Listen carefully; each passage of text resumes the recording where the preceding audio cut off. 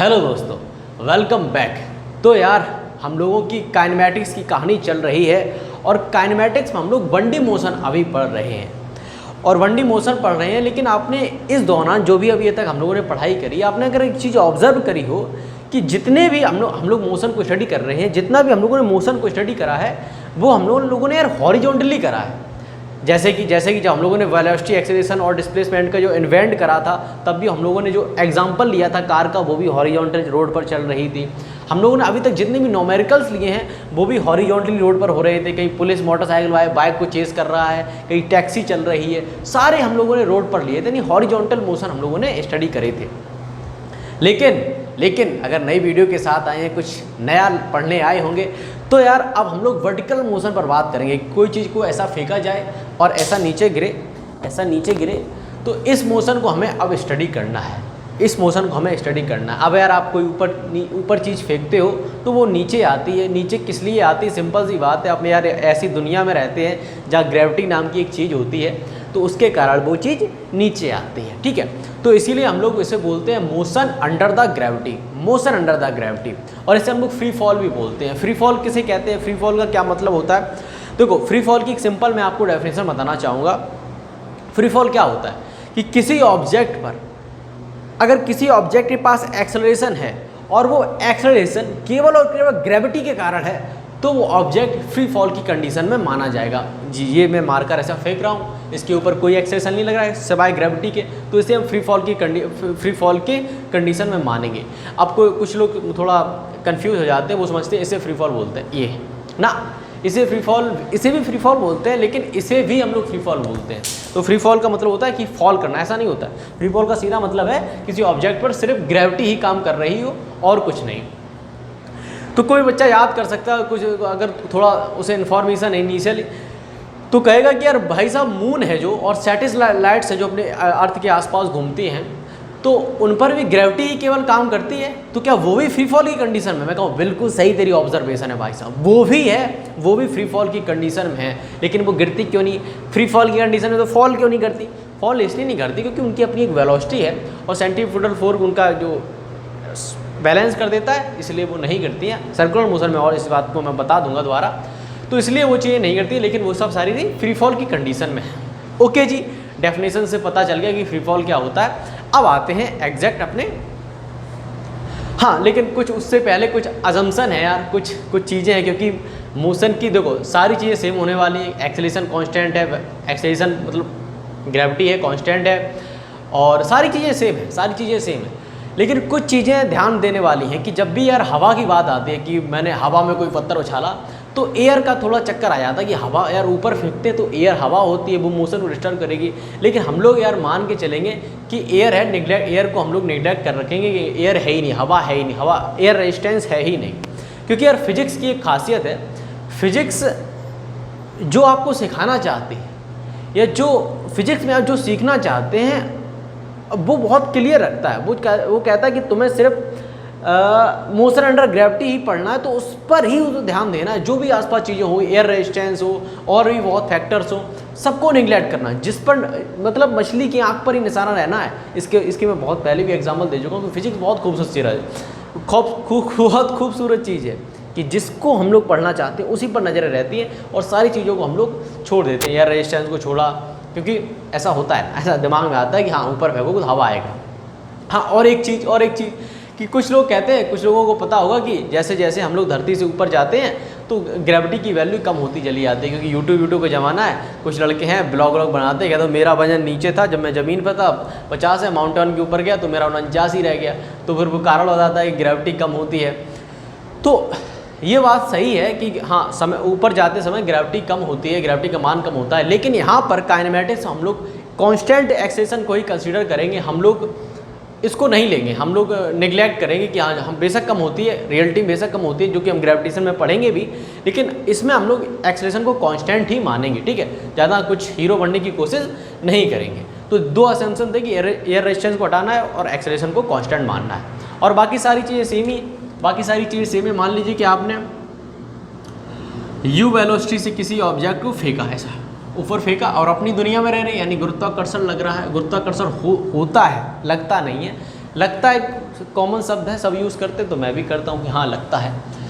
ठीक है, तो आपको सीधी सी जो इक्वेशन ऑफ मोशन है, जो कांस्टेंट एक्सेलरेशन लगाई जाती है वही यहाँ पर काम करेंगे। बस थोड़ा सा मॉडिफिकेशन करना पड़ेगा। जैसे है s बराबर ut plus half at square, तो s की जगह में h लिख देंगे, क्योंकि पर्टिकुलर हाइट के लिए हमें अगर कोई h हाइट इसने गेन करी है तो इसको हम लेंगे h equal to ut minus half g t square, क्योंकि यहाँ पर एक ही जगह हमने रख दिया minus g with sign convention. और हाँ, बहुत महत्वपूर्ण है कि आप साइन कन्वेंशन का ध्यान रखें। साइन कन्वेंशन हम लोग कौन सा फॉलो करते हैं, इस तरफ हम लोग पॉजिटिव लेते हैं, इस तरफ नेगेटिव लेते हैं।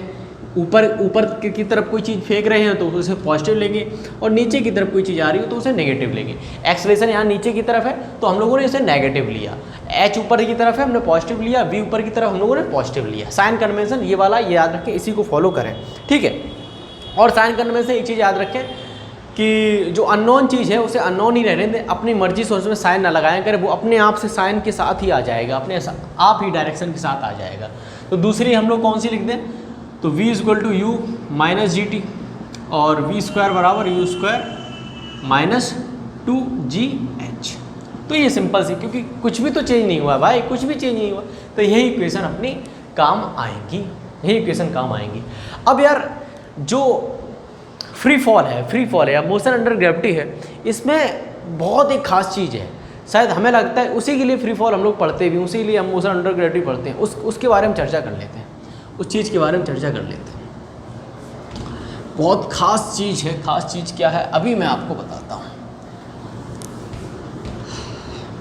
खास चीज़ ये है, इसमें खास चीज़ ये है कि आप कोई भी ऑब्जेक्ट को फेंकते हैं, किसी भी ऑब्जेक्ट को आपने माना कि आपने फेंका, तो किसी पर्टिकुलर हाइट पर उसकी वेलोसिटी, मैं यहाँ पर बताता हूँ कि माना कि आपने एक ऑब्जेक्ट को ऐसा थ्रो किया यू से थ्रो किया, और वे पर्टिकुलर वो h हाइट पर पहुँचा, उस h हाइट पर जब पार्टिकल ऐसा गया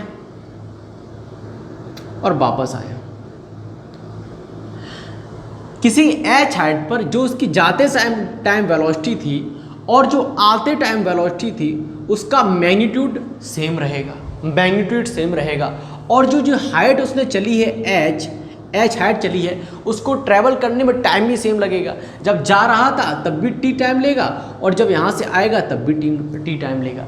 ये सिमेट्री होती है फ्री फॉल में, यानी मोशन अंडर द ग्रेविटी में। थोड़ा और मैं आपको एक और एग्जांपल लेके समझाने की कोशिश करता हूँ। मैं थोड़ा नंबर ले लेता हूँ कि 30 मीटर पर सेकंड से आपने बॉल को फेंका। खैर इतनी तो आपकी दम नहीं है कि 30 मीटर पर सेकंड से आप फेंक ले बॉल को, मशीन की मदद से आपने फेंका, ऊपर की तरफ फेंका। तो अब आप सोचिए कि यार 10 का एक्सेलरेशन लग रहा है, 10 मीटर पर सेकेंड का स्क्वायर का एक्सेलरेशन लग रहा है या है, तो एक्सेलरेशन क्या करेगा, विपरीत डायरेक्शन है, वेलोसिटी इधर है, एक्सेलरेशन इधर है, तो वेलोसिटी को खाएगा, एक्सेलरेशन वेलोसिटी को खाएगा। तो पहले सेकंड में वेलोसिटी कितनी खा लेगा, 10 खा लेगा, तो कितनी बचेगी 20 मीटर पर सेकंड एक सेकंड में। अब दूसरे सेकंड में कितनी बचेगी, सेकंड में 10 मीटर पर सेकंड। तीसरे सेकंड में कितना बचेगा 0 मीटर पर सेकंड, यानी 3 सेकंड में पूरी वेलोसिटी को 0 कर देगा। अच्छा जब वापस आएगा यार, अब 0 आपकी वेलोसिटी 0 है, अब एक्सेलरेशन अभी भी 10 मीटर पर सेकंड लग रहा है, तो हर सेकंड 10 मीटर पर सेकंड वेलोसिटी बढ़ाएगा, तो एक सेकंड बाद फिर से यहाँ पर 10 मीटर पर सेकंड, अब दूसरे सेकंड में 20 मीटर पर सेकंड, तीसरे सेकंड में 30 मीटर पर सेकंड। क्या आपको सिमेट्री नज़र आई कि जा रहे थे और वापस आए तब भी, जा रहे थे तब भी 20 थी, वापस आए तब भी 20 थी, जा रहे थे तब भी 10 थी, वापस आए तब भी 10 थी, और नीचे 30 से फेंका था 30 से गिरा। ये सिमेट्री है। अच्छा भैया ठीक है, ये तो बात समझ में आ गई। आपने ये कहा था कि किसी पर्टिकुलर हाइट पर, किसी पर्टिकुलर हाइट पर जाते टाइम की वेलोसिटी और आते टाइम की वेलोसिटी का मैग्नीट्यूड सेम होता है। हाइट तो दिखा दो, हाइट, अरे यार कितनी बड़ी बात है हाइट निकालना। h निकाल लो भाई, कैसे निकालोगे, इनिशियल वेलोसिटी दे रखी है, फाइनल वेलोसिटी दे रखी है, g दे रखा है, यानी a दे रखा है, v स्क्वायर बराबर u स्क्वायर प्लस 2a जी। तो सीधा कहने का मतलब ये है कि किसी पर्टिकुलर हाइट पर जाते टाइम भी उतनी वेलोसिटी होगी, वेलोसिटी का मैग्नीट्यूड, और आते टाइम भी उतना ही होगा, और टाइम भी दोनों उतनी एज ट्रेवल करने में टाइम भी दोनों सेम ही लेंगे। अब इसको एक और तरीके से समझते हैं हम लोग यार, इसको ग्राफ की मदद से समझते हैं, तब हमें सिमेट्री का आइडिया और समझ में आएगा, क्योंकि बहुत बढ़िया चीज़ है यार, काफ़ी खूबसूरत चीज़ है। ये हो गया टाइम। मैं वेलोसिटी वर्सेस टाइम ग्राफ बनाना चाहूँगा, वेलोसिटी वर्सेस टाइम ग्राफ। तो सबसे पहले इसी कंडीशन ले लेते हैं कि पहले मेरी वेलोसिटी थी 20 मीटर पर सेकेंड, 30 मीटर पर सेकेंड वेलोसिटी थी। एक्सेलेरेशन लग रहा है तो मेरी वेलोसिटी धीरे धीरे कम हो गई, जीरो होती चली आई। तो ये tan थीटा होगा अपना ग्रेविटी के बराबर होगा, ठीक है। नेगेटिव, एक्चुअली में स्लोप नेगेटिव है तो नेगेटिव तो है ही, ठीक। तो ये हमारी वेलोसिटी 30 मीटर पर सेकेंड, और ये 3 सेकेंड में हमारा वेलोसिटी जीरो हो गया, 3 सेकेंड में।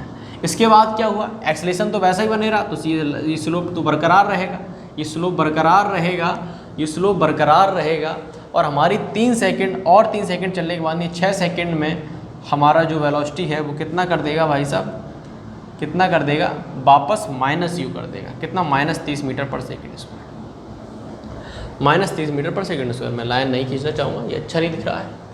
अच्छा, तो अब यार सिमेट्री का आइडिया आप खुद देखने की कोशिश करो कि हर जगह पर आप अगर डिस्प्लेसमेंट का आइडिया लेना चाहो कि आप इतना ड्रॉ कर दो, इतना ये, और आपको इस टाइम इंटरवल में और इस दौरान, मतलब जाते टाइम मान लीजिए आपने ये वाला टाइम इंटरवल लिया, और आते टाइम वाला भी आपने ये वाला टाइम इंटरवल, आप इन्हें ड्रॉ करेंगे और इन्हें कलर करेंगे तो इनका एरिया अंडर द कर्व क्या देगा, हमें डिस्प्लेसमेंट देगा, h देगा।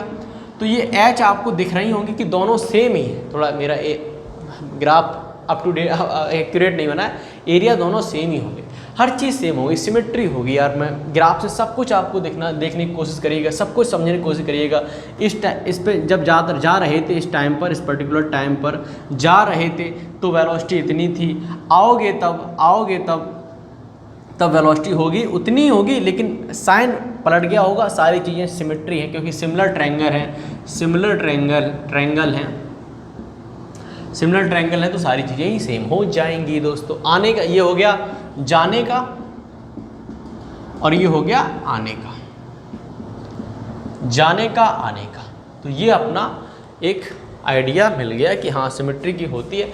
अब सिमेट्री वाली कंडीशन हमें समझ में आ गई है कि जाते टाइम जितना टाइम लगता है, आते टाइम भी उतना टाइम लगता है। जितनी हाइट ट्रैवल करने में यह सारी बात बता चुका हूँ, मैं कितनी बार रिपीट करूँगा। अब यार कुछ न्यूमेरिकल्स नहीं, कुछ फॉर्मूले डेवलप कर लिए जाएँ, फिर से मैं वही सिचुएशन लेना चाहूँगा कि कोई पार्टिकल ऐसा गया, यार सीधी लाइन नहीं है,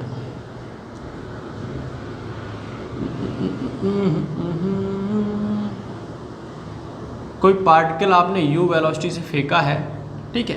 अब इसके लिए ये जो पूरी प्रोफाइल बनी है इसके लिए कुछ फॉर्मूले लिख लिए जाएँ, जैसे कि टाइम ऑफ फ्लाइट मतलब जाने में जितना टाइम लगा उतना आने में। तो सबसे पहले जाने में देख लो कितना टाइम लगा, तो u से था, v फाइनल हो गया 0, आपका v 0 हो गया, तो v बराबर u + at, तो t बराबर u/a या t बराबर u/g कर दो भाई साहब, क्योंकि ग्रेविटी है। तो कितना आ गया, t बराबर u/g। अब जाने में टाइम t लगा, आने में भी टाइम t लगा, तो टोटल टाइम कितना होगा, टाइम ऑफ फ्लाइट कितना होगा, 2t, t की वैल्यू रख दो, t = 2u/g। तो ये हो गया time of flight. Maximum height के लिए क्या करोगे भाई साहब, मैक्सिमम हाइट के लिए आपको इनिशियल वेलोसिटी पता है, फाइनल वेलोसिटी पता है, तो v² बराबर u² - 2gh, तो h = आएगा आपका u²/2g। u²/2g मैंने इक्वेशन को ऐसे मौखिक बोल दिया, आप करके देख लेना। तो ये सिंपल सा अपने पास फॉर्मूले आ गए हैं टाइम ऑफ फ्लाइट और मैक्सिमम हाइट के लिए। ओके जी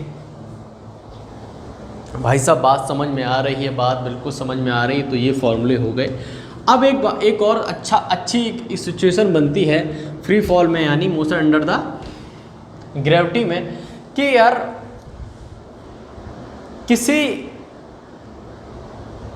किसी पोजीशन पर कितना टाइम लगता है, उसके लिए एक ऑब्जर्वेशन हम लोग कर लेते हैं कि u से आपने ऐसा कोई फेंका, ये और ये सही नहीं बना होगा लेकिन ठीक है ये बना। तो किसी एक पोजीशन पर मतलब वो तो मैंने एक ही पे गया यार, 1D मोशन है, ऐसा मैंने इसलिए बना दिया क्योंकि आपको दिखाई दे कि जाने का या आने का। तो किसी एक पोजीशन पर, मान ली किसी एक एच पोजीशन पर है, मतलब ऑरिजिन, इसे ऑरिजिन माने तो किसी एक एच पोजीशन पर टाइम के लिए हमें कुछ ड्राइव करना है कि टाइम कितना लगता है। अब यार आप कहोगे भाई साहब कि यार यहाँ पर इस पोजीशन पर पार्टिकल 2 बार आएगा, क्योंकि जब जा रहा होगा तब आएगा और वापस आएगा तब भी आएगा। देखो जाएगा, एक हो गया, ऊपर गया, फिर से यहाँ पर आया, 2 बार आया, यानी इस जगह पार्टिकल 2 बार आएगा, यानी टाइम 2 होंगे। अगर पार्टिकल 2 बार आएगा, टाइम 2 होंगे, यानी भाई साहब जो इस पोजीशन पर पार्टिकल 2 टाइम पर आएगा। पहला टाइम मैं मान लेता हूँ ये टाइम, पहला टाइम t1 हो गया। दूसरा टाइम कौन सा होगा कि ऐसा गया और ऐसा आया, ये वाला टाइम। पहला टाइम क्या होगा t1, दूसरा टाइम क्या होगा t2, दूसरा टाइम क्या होगा t2। अब यार आपको एक चीज़ याद होगी भैया, सिमेट्री वाला गेम, कि यार अच्छा इतनी एच ट्रेवल करने में t1 टाइम लगा, तो ये भी तो एच ही है, जो बचा हुआ ये भी तो एच है, तो इसमें भी टाइम t1 लगेगा। मैं बिल्कुल सही। अगर इन दोनों को जोड़ दिया जाए, t1 प्लस t2 को जोड़ दिया जाए, तो यार ये तो टाइम ऑफ फ्लाइट के बराबर हो गया। और टाइम ऑफ फ्लाइट हमारा होता है 2u/g, 2u/g। अच्छा 2u/g, ठीक है। तो ये अपनी एक इक्वेशन बन के आ गई। अब कोई कहेगा भाई साहब नहीं, हमें ये ऑब्जर्व नहीं करना जो आपने बताया, हमें ये नहीं करना, हमें इक्वेशन के साथ खेलना है। मैंने कहा स्वागत है यार तेरा, बहुत बहुत स्वागत है, तू यार इक्वेशन के साथ खेल। तो ये h हाइट है। अब h इक्वल टू मैं लगाऊंगा ut minus half g t square. Quadratic equation बन गई भाई साहब। मैंने कहा यार बहुत होशियार आदमी तू, क्वाड्रेटिक इक्वेशन बना है, और क्वाड्रेटिक इक्वेशन में 2 रूट आते हैं। अब इस h के लिए, इस हाइट के लिए भी 2 टाइम की वैल्यू 2 आएंगी, और वो 2 वैल्यू कौन होंगी? एक वैल्यू ये होगी जब जो पार्टिकल जा रहा था वो टाइम ट्रेवल करा, और दूसरी वैल्यू जाके जब आ रहा था तब उस पोजीशन में जो टाइम लगा। तो वो 2 रूट क्या होंगे? वो 2 टाइम होंगे जो पोजीशन अलग अलग टाइम, मतलब जाते टाइम और आते टाइम मिला। ठीक है, तो वो 2 रूट हमें क्वाड्रेटिक इक्वेशन से मिल जाएंगे। वो 2 रूट क्वाड्रेटिक इक्वेशन से मिल जाएंगे। मान लीजिए कि इनके 2 रूट t1 और t2 हैं। वैसे आपको पता है कि हम लोग वैसे जब हाई स्कूल 9th में पढ़ते तो अल्फ़ा और बीटा मानते थे। और आपको पता है कि t1 और t2 यानी अल्फ़ा बीटा का योग क्या होता था? अल्फ़ा बीटा का योग क्या होता था? -b/a। और तो t1 और प्लस t2 का योग क्या होगा? -b/a। -b मतलब -u, और a का मतलब ये वाला नंबर, यानी हाफ g। तो माइनस से माइनस कट गया, 2 ऊपर आया, तो t1 plus t2 equal to 2u/g। भाई साहब इक्वेशंस की मदद से भी आ गया, बहुत खूबसूरत मैथ है, बहुत खूबसूरत रिजल्ट देती है। क्वाड्रेटिक इक्वेशन बनेगा, जो भी प्रोफाइल यहाँ पर बनेगी टाइम के लिए क्वाड्रेटिक इक्वेशन देगी। क्वाड्रेटिक में 2 रूट होते हैं, 2 रूट t1 t2 होंगे, t2 को ये देगा -b/a, वही तो आया सेम। तो इस प्रकार से कर सकते हैं। अभी एक सवाल लेंगे तब इसको और समझ में आएगा आपको, लेकिन अभी भी समझ में आएगा कौन सी बड़ी बात है। ठीक है, तो ये हो गया। अब एक और चीज़ हम लोग ले लेते हैं भाई साहब, एक और चीज़ क्या ले ली जाए, क्या लिया जाए दोस्तों? मुझे लगता है दोस्तों कि हमें लेना चाहिए किसी पर्टिकुलर हाइट से, हाँ वही सही है दोस्तों। आप किसी एक बिल्डिंग पर खड़े हैं और बिल्डिंग की हाइट है h, यहाँ पर खड़े होकर आप किसी चीज़ को ड्रॉप करते हैं। अब ड्रॉप करने का मतलब है यार ऐसे छोड़ा, यानी इनिशियल वेलोसिटी उसकी थी 0। हमसे पूछा गया है कि जो वेलोसिटी है, फाइनल वेलोसिटी है वो बता दो, और टाइम बता दो कितना टाइम लिया उसने ये h ट्रैवल करने में। तो इसका फॉर्मूला यार बहुत इंपॉर्टेंट होता है, हमें बहुत बार इसका यूज़ होता है डायरेक्टली। तो अभी आप ड्राइव कर लें, बाद में रट भी लेना, क्योंकि कुछ चीज़ें रटना अच्छी बात होती है। और ऐसी बड़ी बात भी नहीं, चुटकियों में ड्राइव भी हो जाएगा। तो आपको चाहिए वेलोसिटी चाहिए, तो किस फॉर्मूले का इस्तेमाल करना चाहेंगे? आपको h पता है, आपको इनिशियल वेलोसिटी पता है, फाइनल वेलोसिटी पता है। v² बराबर u² प्लस, तो v² बराबर u² तो आपका 0 ही हो गया। अब माइनस माइनस, एक मिनट मैंने साइन लिया यहाँ पर, हाँ, माइनस जी टी स्क्वायर, या प्लस ही ले लो क्योंकि एक्सेलरेशन की डायरेक्शन में ही है जी।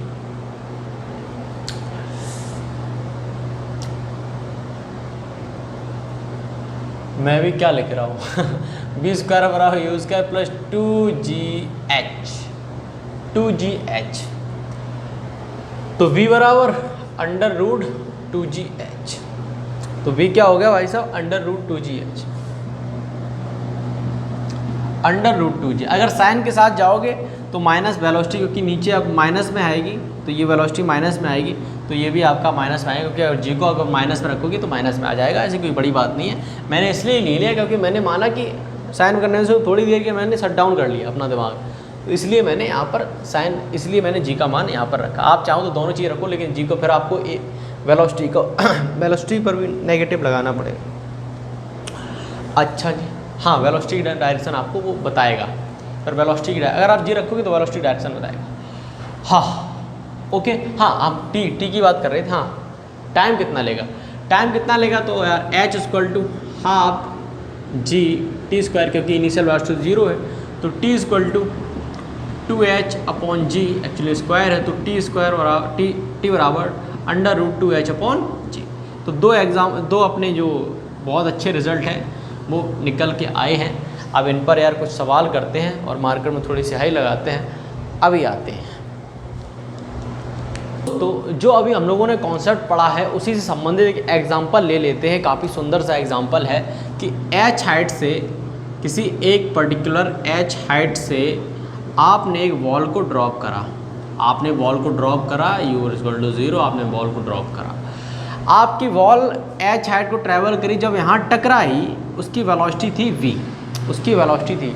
टकराने के बाद क्या थी कि जितनी वेलोसिटी उस पर थी उतनी वेलोसिटी उसे वापस मिल गई, यानी वापस वो चलेगी v वेलोसिटी से, यानी इलास्टिसिटी इसकी 1 थी, यानी कि आपने कोई वॉल ऊपर से फेंकी और जितनी वो यहाँ से आपने फेंकी, टकराने के बाद आपके हाथ में ही आएगी, आपके हाथ में ही आ गई, तो उस प्रकार की कंडीशन है, मतलब जितनी टकराई, जितनी टकराने पर वेलोसिटी थी उतनी वेलोसिटी से दे दी। ये एग्जांपल है। आपको इस कंडीशन के लिए आपको अंडर ग्रेविटी है, इस कंडीशन के लिए आपको xt और vt ग्राफ बनाना है। तो सबसे पहले मैं vt ग्राफ बनाना चाहूँगा, यही आपका सवाल है कि आपको vt ग्राफ बनाना है। तो vt ग्राफ बनाना है, सबसे पहले यार आपकी वेलोसिटी थी 0, आपकी वेलोसिटी थी 0, एक्सेलरेशन बढ़ा रहा था, आपकी वेलोसिटी थी 0, एक्सेलरेशन आपकी वेलोसिटी को बढ़ा रहा था। अगर कॉमन सेंस की बात करें, अगर साइन कन्वेंशन को हम लोग फॉलो करें तो वेलोसिटी वास्तव में नेगेटिव में हो रही थी, नेगेटिव हो रही थी।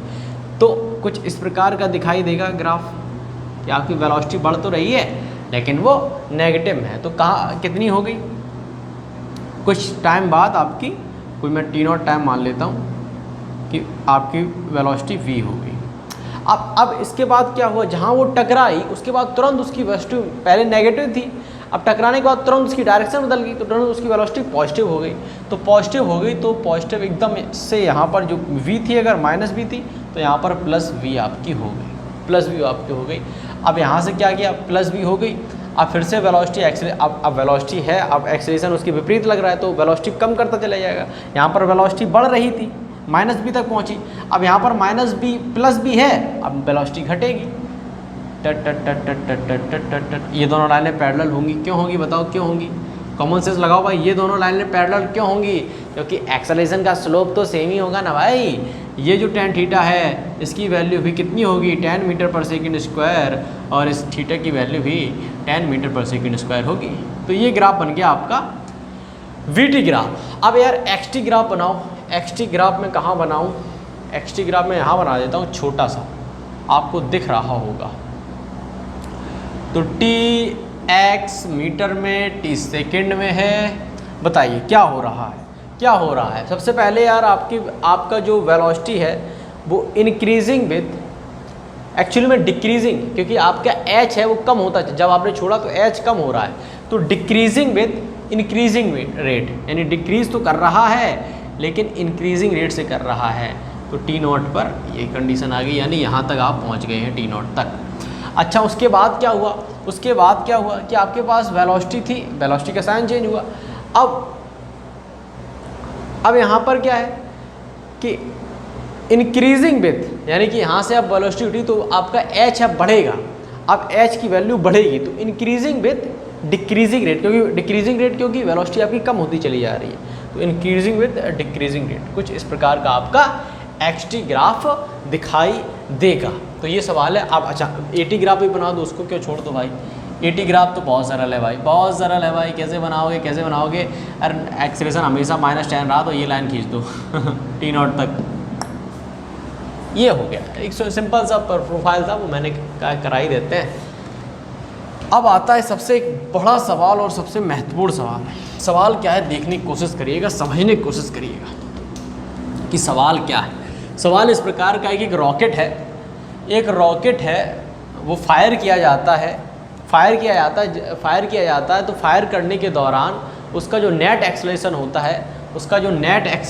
होता है, एक रॉकेट, मैं एनिमेशन दिखा देता हूँ, एनिमेशन आपको दिखाई दे रहा होगा कि एक रॉकेट है, फायर किया गया है, उसका नेट एक्सेलरेशन है 10 मीटर पर सेकेंड स्क्वायर, यानी 10 मीटर पर सेकेंड स्क्वायर से वो उसके पास नेट एक्सेलरेशन है अपवर्ड, नेट है एक्चुअली, नेट उतने एक्सेलरेशन से ऊपर जा रहा है।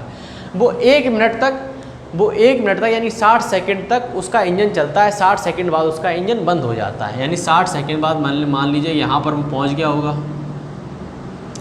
यहाँ पर उसका 60 सेकंड में लिख देता हूँ, 60 सेकंड बाद उसका इंजन बंद हो गया। अच्छा, तो हमें पूछा गया है कि उसने मैक्सिमम हाइट कितनी गेन करी होगी। हमसे पूछा गया है एच मैक्स और टोटल टाइम मतलब टाइम ऑफ फ्लाइट। अच्छा, ये सवाल है आपके पास कि एक सिंपल सा है कि उसके पास नेट एक्सेलरेशन 10 मीटर पर सेकंड स्क्वायर का था, 1 सेकंड बाद इंजन बंद हो गया, मतलब जो एक्सेलरेशन था, एक्सेलरेशन देने का जो कारण था वही खत्म हो गया। तो अब हमें बताइए, आप सवाल पूछा गया कि मैक्सिमम हाइट बताइए और टोटल टाइम बताइए। अब एक मेरा बिल्कुल कॉमन सा सवाल है कि अगर किसी भी ऑब्जेक्ट के पास 10 मीटर पर सेकंड स्क्वायर की वेलोसिटी है तो वो हर सेकंड अपनी वेलोसिटी कितनी बढ़ाएगा, 10 बढ़ाएगा, यानी पहले सेकंड में 10 मीटर पर सेकंड, दूसरे सेकंड में 20 मीटर पर सेकंड, तीसरे सेकंड में 30 मीटर पर सेकंड, 60 सेकंड में कितनी हो जाएगी। किसी के पास 10 मीटर पर सेकंड उसका एक्सेलरेशन है तो पर सेकंड वो 10 मीटर पर सेकंड अपनी वेलोसिटी बढ़ाएगा, 60 सेकंड में कितनी वेलोसिटी हो जाएगी, 600 मीटर पर सेकंड। क्या मैं सही हूँ 600 मीटर पर सेकंड हो जाएगी। यहाँ पर इंजन हो गया बंद, इंजन बंद हो गया तो नेट एक्सेलरेशन क्या जीरो हो गया ना, इसके ऊपर अभी भी एक्सेलरेशन लग रहा है, वो अब ग्रेविटी का लगने लगा 10 मीटर पर सेकंड स्क्वायर, डाउनवर्ड लगने लगा। पहले अपवर्ड लग रहा था, इंजन बंद हो गया, अब डाउनवर्ड 10 मीटर पर सेकंड स्क्वायर का लगने लगा। अच्छा, इंजन बंद हो गया, क्या यहीं से गिर जाएगा? नहीं गिर जाएगा भाई साहब, उसके पास वेलोसिटी आ चुकी है, उसके पास अपवर्ड वेलोसिटी है, अब वो ऊपर जाएगा। अब कितना ऊपर जाएगा? सिंपल सी बात है यार, 60 मीटर पर सेकंड की वेलोसिटी है, 10 मीटर पर सेकंड स्क्वायर का रिटार्डेशन लग रहा है, यानी हर सेकंड उसकी वेलोसिटी 10 मीटर पर सेकंड खाई जाएगी। 600 मीटर पर सेकंड की वेलोसिटी है, कितने सेकंड में वो वेलोसिटी जीरो कर देगा? 60 सेकंड में भाई साहब, 60 सेकंड में उसकी वेलोसिटी, अब ऊपर आपको दिखाई ना दे शायद, इसलिए मैं यहीं तक लिखूँगा कि 60 सेकंड में उसकी वेलोसिटी हो जाएगी जीरो। 60 सेकंड में उसकी वेलोसिटी हो जाएगी जीरो। अच्छा जी भाई साहब, समझ में आ गया कि हाँ 60 सेकंड 120 सेकंड हो गया, 120 सेकंड हो गया। ओके जी, अच्छा जी, अब ये बताओ कि मैक्सिमम हाइट कैसे निकालें? मैक्सिमम हाइट सबसे पहले क्या करो, इतने की हाइट निकाल लो। इतने की हाइट कैसे निकालोगे? इनिशियल वेलोसिटी दे रखी है, final velocity, initial velocity zero है, फाइनल वेलोसिटी दे रखी है। किसकी मदद लें यार? एच निकालने के लिए किसकी मदद लें? एच बराबर u²/2g चलेगा? u²/2g चलेगा या नहीं चलेगा? या फिर ये वाला चलेगा अपना रामबाण, h = v+u/2 यही चलेगा दोस्तों, यही चलेगा। तो ये है कितना? 600, और ये तो जीरो ही है, u इनिशियल वेलोसिटी जीरो ही, 600/2 यानी 300 × 60 यानी 18,000 मीटर या 18 किलोमीटर। तो यार फर्स्ट 60 सेकंड में 18 किलोमीटर चला। अब यही कंडीशन यहाँ पर है, 600 मीटर थी, 0 हो गई, तो यहाँ पर भी h इक्वल टू वही कंडीशन है, दोबारा लिखना अच्छा नहीं लगेगा, 60 सेकंड ही लगे, तो यहाँ पर भी 18 किलोमीटर ही चलेगा। तो मैक्सिमम हाइट तो हमें मिल गई भाई साहब 36 किलोमीटर, ये मैक्सिमम हाइट चला। टोटल टाइम बताओ यार, एक जर्नी का टाइम पता चल गया कि 120 सेकंड लगा, तो यार जैसा जाने में लगा वैसा ही आने में लगेगा, जैसा टाइम जाने में लगा वैसा ही टाइम आने में लगेगा। क्या मैं यहाँ पर सही हूँ कि क्या यहाँ पर ये कब होता है? फ्री फॉल की कंडीशन में जैसा आने में लगा टाइम, जैसा जाने में टाइम लगा वैसे ही आने में टाइम लगा। क्या यहाँ पर फ्री फॉल कंडीशन है, लेकिन फ्री फॉल कंडीशन यहाँ से है, यहाँ से इसके ऊपर सिर्फ एक्सेलरेशन लग रहा है जी, यहाँ तक वापस आने तक, जब वो टकराने का तक हम पर टाइम पूछा गया, तो यहाँ से लेके यहाँ तक फ्री फॉल है। ये फ्री फॉल नहीं है, क्योंकि यहाँ पर एक्सेलरेशन का कारण एक्सटर्नल है, इंटरनल है, मतलब उसका जो प्रोपल्सन है वो इसका कारण है। तो यहाँ पर क्या है ब्रो, यहाँ से यहाँ तक फ्री फॉल है, यहाँ से यहाँ तक फ्री फॉल नहीं है, क्योंकि यहाँ पर एक्सटर्नल उसके पास उसके इंजन के कारण जो एक्सेलरेशन प्रोड्यूस हो रहा था। तो क्या समझे, जितना टाइम जाने में लगा उतना टाइम यहाँ पर आने में नहीं लगेगा, कुछ डिफरेंट ही लगेगा। तो वो कैसे निकालोगे भाई साहब, वो कैसे निकालोगे?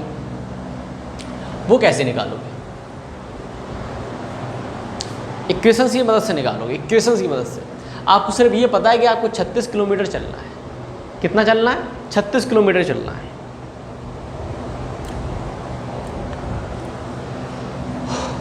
और आपको टाइम निकालना है। तो 36 किलोमीटर यानी 3600 metre equal to half g t हमें निकालना है। जी पता है हमें, टी हमें निकालना है, टाइम निकालना है, क्योंकि वही टोटल टाइम हो जाएगा। तो ये 5 हो गया। अब टी स्क्वायर इक्वल टू 3600/5, इसे काटोगे, इससे काटो आप तो कितना होगा? 7200 होगा, क्योंकि 5 को अगर हम लोग 1/2 लिख दें, 2 ऊपर जाएगा, तो 36 दूनी 72। ओके ना मुन्ना ना, काटनी पड़ेगा 5 से। तो 5 से काटो दोस्तों, तो 5 7 35, 5 दूनी 10, 7200। तो 7200 को हम लोग लिखना चाहेंगे 3600 प्लस गुणे 2। क्यों लिखा? क्योंकि 3600 का हमें रूट दिख रहा था। तो टी इक्वल टू आएगा 3600 का कितना 60 और √2। इतना टाइम आपको मिलेगा भाई साहब। ये टाइम कितना लगा? ये टाइम कितने लगा? ये टाइम है, ये वाला टाइम है। तो टोटल टाइम कितना हो जाएगा? 120 सेकंड प्लस 60√2, ये टोटल टाइम हो जाएगा।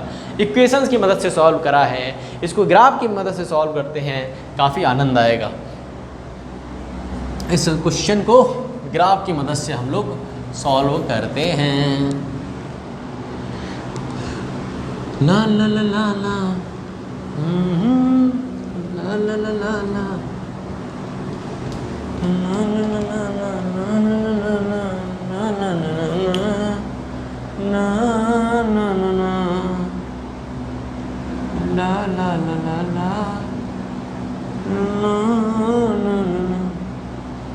ठीक है दोस्तों, सबसे पहली बात क्या है? सबसे पहला वेलोसिटी उसके पास थी नहीं, एक्सेलरेट कर रहा था ऊपर की तरफ, तो पॉजिटिवली 10 का वैसा कर दो, लाइन बना दो ये।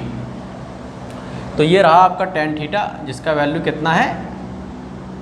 जिसका वैल्यू 10 मीटर पर 10 एक्चुअली में, ठीक है। तो आपको पता है 1 मिनट तक एक्सेलरेट करा तो 60 सेकंड यहाँ लिख दो। इसके बाद इंजन डाउन हो जाता है, उसकी वेलोसिटी भाई साहब कितनी यहाँ पर हो जाती है? 600 मीटर पर सेकंड स्क्वायर, मीटर पर सेकंड स्क्वायर नहीं, मीटर पर सेकंड, 6600 तक, हाँ 600 मीटर पर सेकंड। उसके बाद यार इंजन बंद, अब डाउनवर्ड उसके पास एक्सेलरेशन लग रहा है, तो वेलोसिटी उसकी कम होने लगी है। ईशा एक्चुअली में एकदम सिमिलर ट्रायंगल बनेंगे, क्योंकि कंडीशन दोनों की सेम ही थी। ये देखो, ये बन गया। अब वेलोसिटी 0 होगी, ये वाली कंडीशन है, यहाँ पर वेलोसिटी 0 हो गई, ठीक है भाई। अब इसके बाद क्या हुआ कि एक्सेलरेशन बना ही रहा, तो ये लाइन ऐसी चलती चली जाएगी। कितनी दूर तक चली जाएगी? इसका एरिया अंडर द कर्व किसके बराबर होगा? इसका एरिया अंडर कर्व होगा किसके बराबर? 36 किलोमीटर के बराबर। क्यों होगा? क्योंकि ऊपर जाने, इसका एरिया अंडर कर्व, यानी ये वाला जो है वापस आने की जर्नी है, वापस आने की जर्नी है। और वापस आना कितना, 36 किलोमीटर, उसी का ये एरिया है। और ये भी 36 किलोमीटर होगा, 18 किलोमीटर एक्सलेट करा तो 18 किलोमीटर आया था, उसके बाद भी 18 किलोमीटर आया, तो ये 18 किलोमीटर है और इतना ही उसे वापस आना है, तो इन दोनों एरिया बराबर है। अच्छा, अब इस एरिया से हमें सबसे पहले टाइम निकालना है। टाइम कैसे निकालोगे भाई साहब, सबसे पहले tan थीटा लगा दो, टाइम आ जाएगा यहाँ का, वो तो दिया ही गया 60 सेकंड, इसका क्या आ जाएगा। तो ये वाला तो आपको पता ही है कैसे आएगा टाइम, यहाँ ये देखो 10 है tan थीटा, तो माइनस tan थीटा यानी कि -10 इक्वल टू, हमसे लिया गया है ये है 18, ना हाँ लेंथ 600 बटे डेल्टा टी, तो कट गया delta t equal to 60 second. Negative का कोई मतलब नहीं है टाइम में, 60 सेकेंड 120 सेकेंड ये आ गया। अब हमें चाहिए ये वाला टाइम, क्योंकि टोटल टाइम निकालना है तो ये वाला टाइम चाहिए। ये वाला टाइम कैसे निकालोगे, तो सबसे पहले यार tan थीटा लगाओ, यहाँ पर tan थीटा लगाओ। tan थीटा लगाओगे तो a इक्वल टू v, इसे हम लोग v मान लेते हैं, कोई वेलोसिटी v उसने एक्वायर करी होगी यहाँ पर आकर, तो a equal to v upon t, इसको मैं मान लेता हूँ थोड़ी देर के लिए डेल्टा t, तो v equal to a delta t। तो ये वाली जो लेंथ है जिसे मैंने v माना था वो आ गई a delta t, a delta t आ गई। अच्छा जी, अब आपको यार डेल्टा t चाहिए ना, यही टाइम चाहिए, तो सबसे पहले इसका एरिया निकाल लो। एरिया इसका है 36,000 एक्चुअली में, इक्वल टू इसका एरिया कितना होगा, हाफ जी, क्योंकि जी लग रहा है, हाफ जी, ना मैं क्या कह रहा हूँ, half length A delta T into base delta T, तो ये कितना है 3600 हाफ ए डेल्टा टी का होल स्क्वायर। तो ये तो यार वही फॉर्मूला बन गया, हम लोग ग्राफ से आए तब भी फॉर्मूला बन गया। तो डेल्टा टी की वैल्यू यहाँ से कितनी आएगी, 60√2, तो 60√2 यहाँ पर इसकी 60√2 इसकी वैल्यू आएगी। एकदम सिंपल सा तरीका। एक और तरीका है यार, एक और तरीका है 10वीं कक्षा में आपको एक थ्योरम पढ़ाई जाती है कि अगर दो सिमिलर ट्रायंगल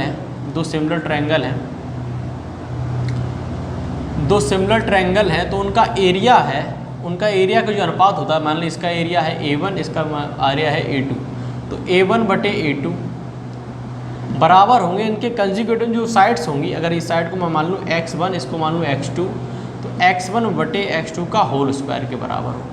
तो ये एक थ्योरम होती है, तो उसको यहाँ पर अप्लाई करें यार, तो ये दोनों सिमिलर ट्रायंगल है, तो ये थ्योरम बनती है। तो 18/36 बटे 36 वाले को कोई दिक्कत नहीं, क्योंकि जीरो तो कटने ही, तो 18/36 और लेंथ, ये वाली लेंथ कितनी थी, ये वाली लेंथ और ये वाली लेंथ का अनुपात, तो ये वाली लेंथ थी आपकी 60 और ये वाली लेंथ आपको चाहिए थी जिसे हमने डेल्टा टी माना था, ये वर्क हो गया, ये 1/2 आया, तो इस तरफ आएगा तो 1/√2, तो 60 बटे डेल्टा टी। अब डेल्टा टी उधर जाएगा तो डेल्टा टी इक्वल टू 60√2।